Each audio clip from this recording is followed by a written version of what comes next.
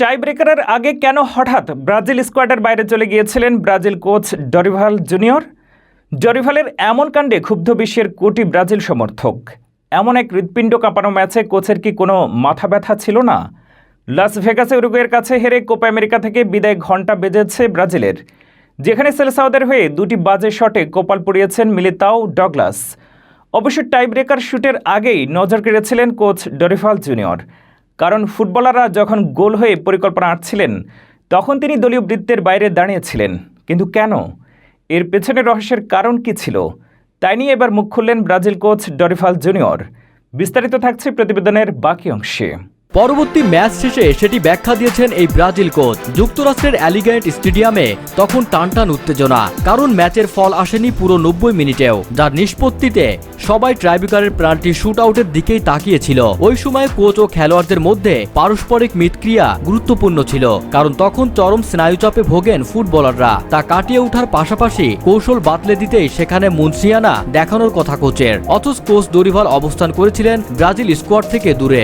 ম্যাচের পরে এই নিয়ে প্রশ্ন করা হয় দরিভালকে। জবাবে সেলেসাও কোচ বলেন, আমি দলের বাইরে ছিলাম, কারণ একজনকে বলে দিয়েছিলাম যে আমার পরিকল্পনা কি ছিল, কারা পেনাল্টি শুট আউট করবে। সেই 5 জন বেছে নেওয়ার পর আমরা যেভাবে অনুশীলন করেছি তা নিয়ে আলোচনা করেছিলাম। আয়ারল্যান্ডে করা প্রথম দিনের ক্যাম্প থেকে ওই অনুশীলন চলছিল।